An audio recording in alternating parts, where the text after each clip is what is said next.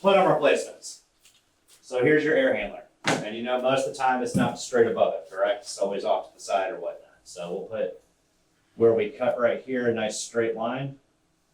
So you want to use your level on that, and if you need to, I don't like that angle. So we'll go right there. There we go. Make sure that's level first though. So nice level line here. And what you want to do is for the back piece, you're going to measure from here to here. But you want to make sure that this is long enough, at least the ductboard, you have enough going over everything.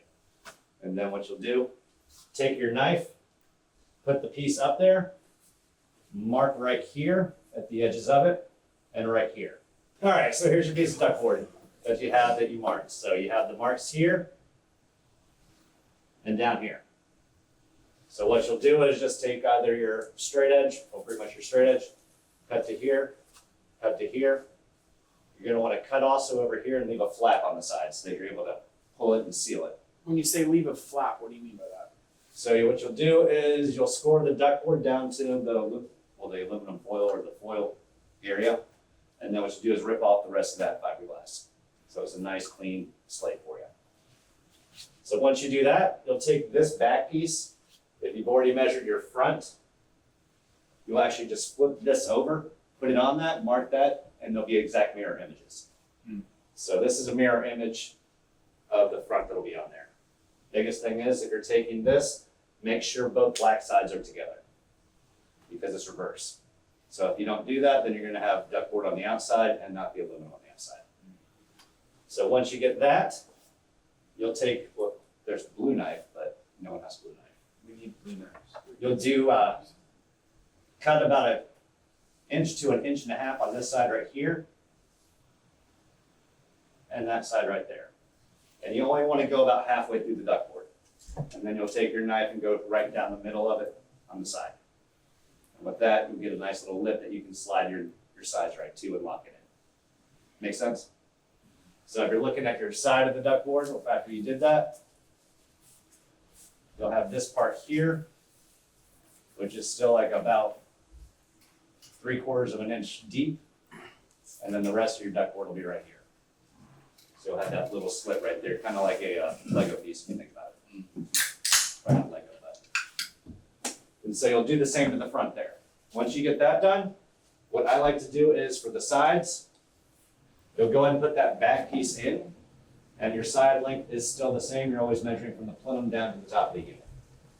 And you'll, yes, Am I measuring from the inside of the ductboard or the outside of the ductboard? good question. I usually do about the inside and do just about a 1/4 or an 1/8 of an inch over, just so you get that tightness in there. So this measurement, I just fibbed about. You're going to measure from here to here for this one. And the same with this one, here to there. So that you're getting that right angle.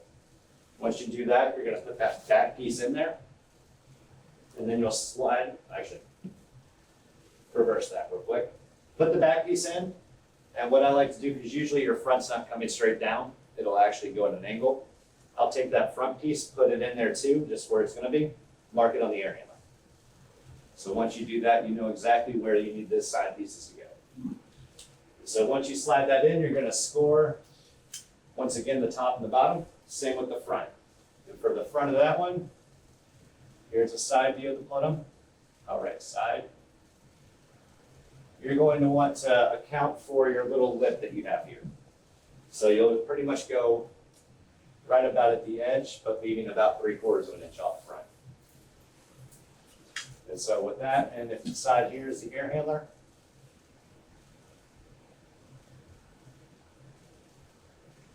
once you put that piece in there, you'll actually mark here with a marker so that you know where to score that other front piece. So that way you can score when you bring this piece in here. Load it up against the wall if you can. And you'll mark there and right there. And same with the front here, there and right there. That way you get that exact measurement. And you know, once you cut those, same with this one, you flip it over and it's a mirror image of the other side. And you said on the top one, you're measuring 3/4 of an inch into it. No, so 3/4 to a half inch, just because you want that tightness in there, but you also want to account for that little lip. Or too far out there and drive you insane. So this is after you install the front and back? Yeah. Well, let's go ahead and install the front or the back. Front will be the last thing you put in there. Because what I'll do is I'll put the front up there just to get the measurement, bring that out, put the back in, then the sides, tape them at least together in the back, so it holds it, and then I can slide the front right in there.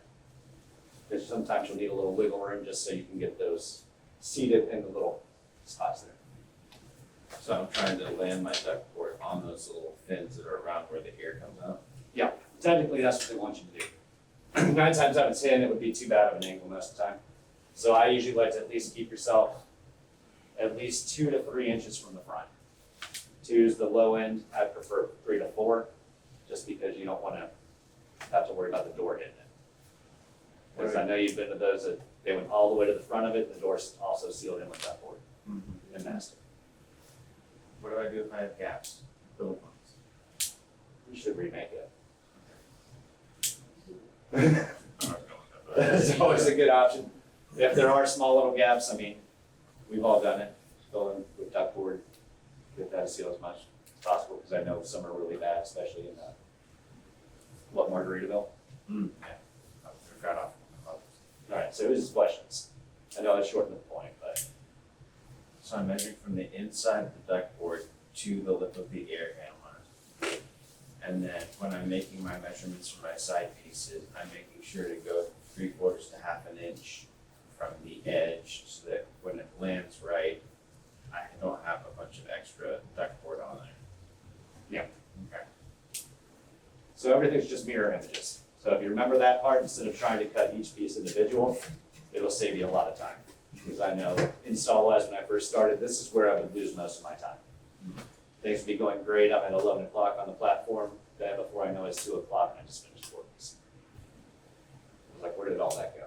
But the second you realize that front and back are the same, sides and sides are the same. You just have to flip it, so that's about it. I like that. Flip it and then black to black.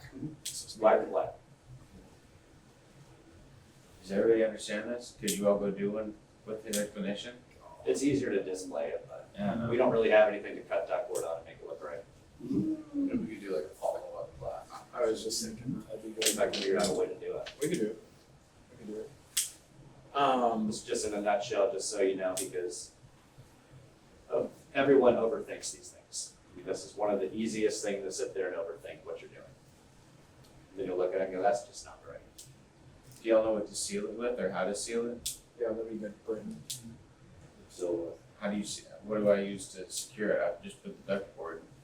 Well, how do you seal the plenum to the unit and to the other, to the supply? Silver tape. What tape? Silver tape. Silver tape Spray and glue is your best friend. Spray glue, mastic. fab, right? Fab. Silver tape first, then fab, or silver tape, then spray glue it, then fab, then mastic. Spray glue, silver tape, spray glue, fab tapes. And if you can't get to the back, go to the inside, and that's just fab, spray glue, mastic. You wanna be careful with your heat kit, because you don't wanna get a bunch of mastic on it. Or then they get a nice smell. And blower wheel too. What about on a like straightforward, where there isn't. Straight down? Yeah. Yeah, What about same thing. on a straight down? Are you still? Because I feel like I've seen some crispy corners or like a factory corner. Do you ever are you able to do it with just On two some pieces? straight down ones, Uh-huh. you can do a box. Or like a full on box. And then if you have enough wiggle room, you can slide up the old one, bring it back down onto it. Jeez, yeah. It never works like that because the builder never lines up the front of the air handler. Yeah. Every now and then. Yeah.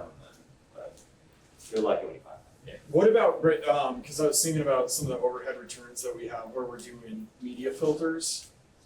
Do you have suggestions on how For everything. best, what's that?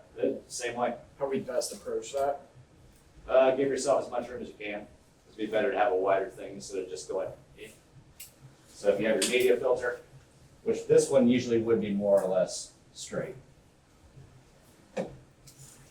Right, and people wonder what that is. So your plenum's coming down here.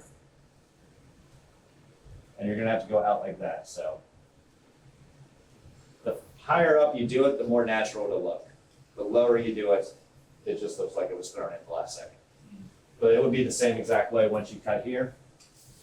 You would still do the same exact steps. With this though, you need to make sure this is secure to the platform or it will slide on you and drive you insane. What if it's suspended, like, in the, where it's not on the platform itself? And hopefully we ordered the right one.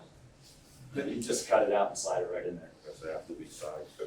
Because that'll be a difficult one to do, one in there, one there. Because then you'll need a second guy to hold it or just magic. Because we've done a lot of media filters just mid-plenum. Mhm. But from the platform would be better. If we can. It's just more sturdy. Yeah. Because you know how hard these doors can be to get off there. But if you think the 20 by 20, what the opening on that's 18 by 18 and a half, so even if your plenum is 20 by 20, it'll fit right there. But then you seal that to the platform on the bottom. Also seal it to the plenum. I had a job where it's still like able to pull in right here and the customer just smell like garbage going inside of the house. And it was because you seal it to the platform, but not to the actual return containers. Mastic your friend too. What about risers? Like little, would that be advantageous for a media filter? No. No? No, I like to do it no matter what, especially on a new one because we've had issues where we fail inspection because this gets painted into the platform and gets stuck to it. So my risers are usually just little strips of plywood, just enough to get it off the platform. Yeah, that's what I'm saying. Yeah. Like strips of ply. Strip down. Yep. Whatever makes it easiest for you. I mean, overall, if you don't overthink it, it does go smoothly. That's the hard part, though, is turning your brain off a little bit. And still having it there. That's good. Good medium. So turn your brain off, we'll leave it on. Yes. Yeah. Just don't overthink it. Think about what you're gonna have for dinner. You'll be like, oh, I'm done with this already. So that's pretty much just measure from the plenum to the unit on the back and the front, where you want your front to end up being. For the side, you'll have to measure the angle. But once you get that back in place, once you get the back done, you get the front done. Then once the back's in place, you do both sides, because one side's the mirror image, the other side. And sometimes you might have a little off, but that's nothing. So it's 4 separate pieces and not 2? No, 4 separate pieces. 4 pieces. How long should my flaps be? I usually do about 3 inches. I usually just eyeball that one. Thanks for watching.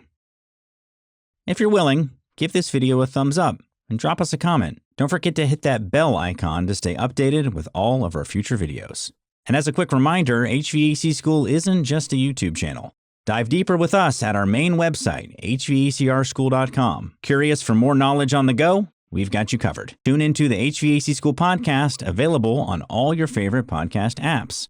And while you're at it, join our thriving Facebook group. Also, don't miss out on our free mobile applications available for both iPhone and Android. We're all about community. For techs, by techs.